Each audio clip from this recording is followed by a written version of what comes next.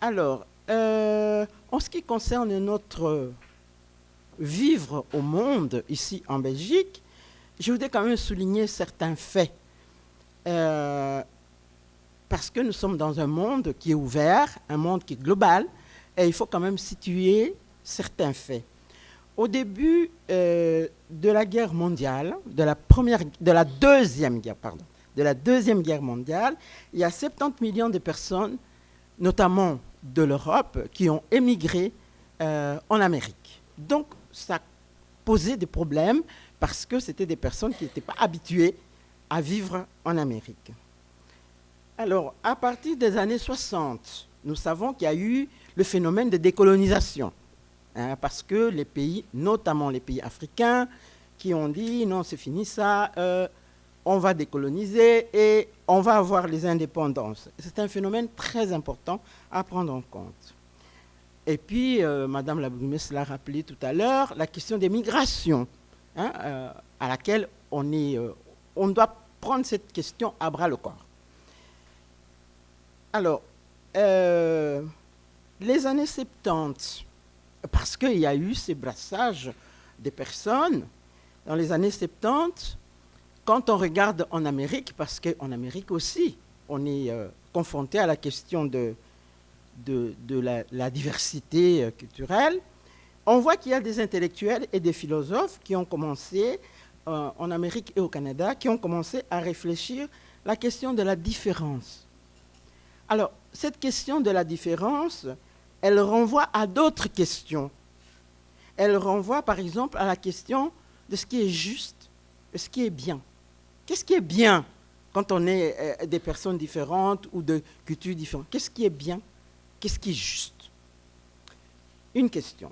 Ça renvoie également à la question du sujet, de la couleur de la personne. De la reconnaissance culturelle, évidemment, en partant de la couleur. Ça renvoie également à la question entre l'égalité et la différence. C'est quoi qui est égal?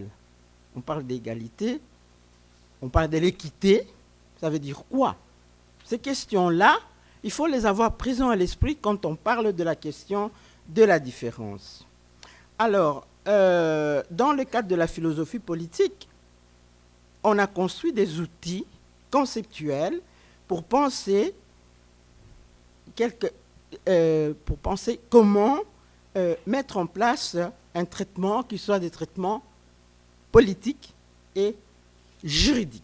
Traitement de type politique et juridique. La question de la différence, on ne la traite pas seulement sur le plan sociologique, mais on la traite aussi sur le plan politique et sur le plan juridique. Alors, j'ai parlé des États-Unis, mais en Europe où nous sommes, il y a eu aussi des penseurs qui ont réfléchi la question de la diversité et la question du multiculturalisme, la question du pluralisme, etc. Alors, en Europe, on a pensé à l'altérité. Donc, on a dit, en fait, réfléchir la question de la différence, c'est réfléchir la question de l'altérité, de l'autre. Ben, l'autre, c'est qui?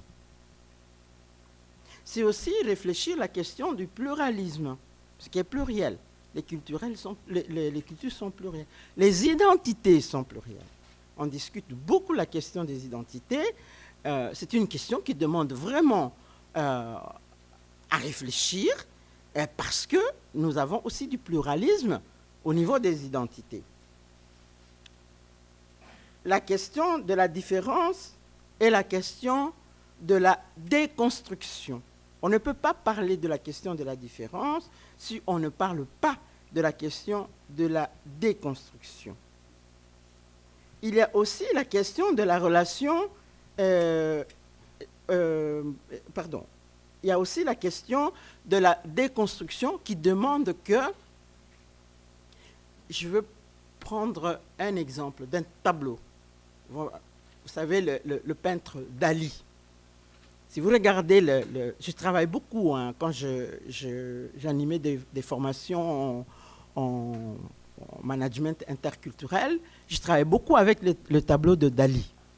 Alors, quand vous prenez le tableau de ce peintre, je vous donne le tableau, je dis qu'est-ce que vous voyez, vous décrivez ça et ça et ça, je donne à madame la bourgmestre, elle regarde de son point de vue, elle dit je vois ça et ça et ça, je donne à monsieur, etc., etc.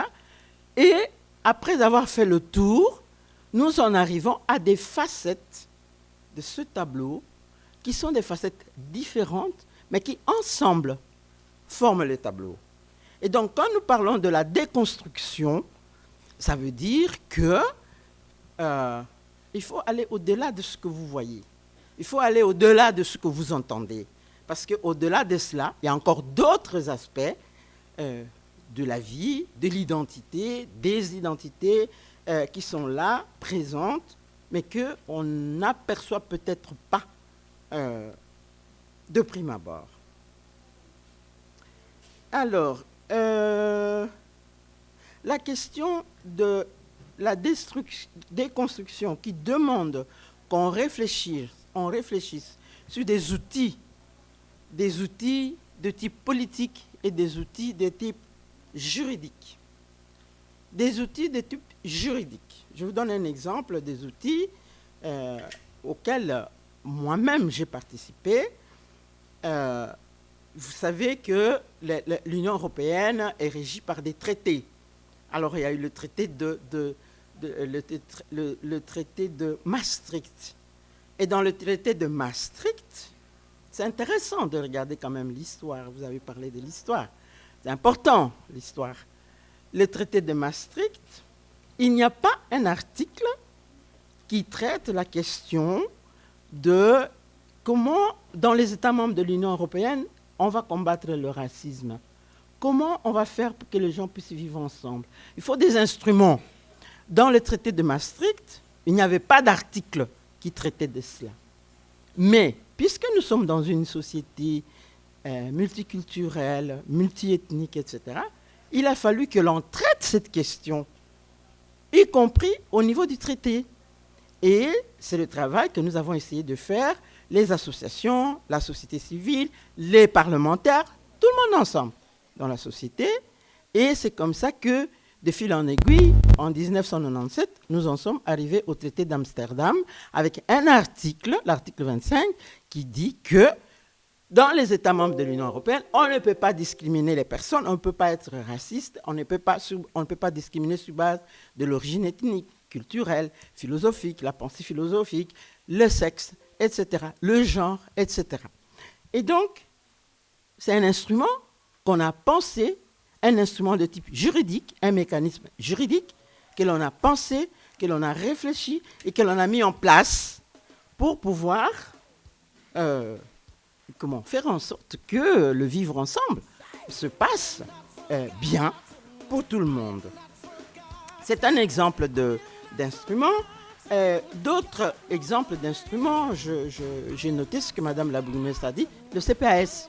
Le CPAS, c'est un instrument qu'on a mis en place à cause de la situation qui faisait qu'il y avait des personnes. On ne voulait pas que dans la société, il y ait des personnes qui tombent dans le dénouement le plus total, etc. Je résume. Hein. Et donc, c'est un instrument que l'on a mis en place pour cela. Ce que je veux dire avec ça, c'est que nous sommes dans une société, on dit la société postmoderne. Et dans la société postmoderne, ceux qui réfléchissent, les philosophes, les sociologues, ceux qui font la politique, ceux qui sont dans le domaine juridique, ils ont mis en route des instruments et des outils qui donnent des perspectives à d'autres manières de penser la question de la différence. On ne pense plus la différence en disant on va tolérer. Moi, je connais des années où on disait oui, mais il faut les tolérer. Non, on ne tolère pas. On est là, on est ensemble. On cherche comment on peut respecter le bien, on peut respecter le droit, on peut respecter les questions d'égalité, etc. Je ne veux pas monopoliser la parole. Je voudrais terminer en disant que la question du multiculturalisme, la question de la différence, la question du pluralisme, on ne peut pas le dissocier de la mondialisation. C'est parce qu'il y a eu la circulation des biens, la circulation des services, la circulation des personnes. Le monde est ouvert.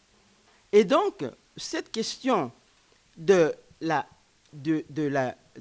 multiculturalisme ne peut pas se penser indépendamment de la question de la mondialisation, indépendamment de la question. Si nous acceptons que les biens circulent, que les services circulent, que les informations circulent, et donc nous acceptons qu'il y a un multiculturalisme, un pluralisme, qu'il y a la diversité, et que donc nous devons prendre conscience et gérer cette diversité.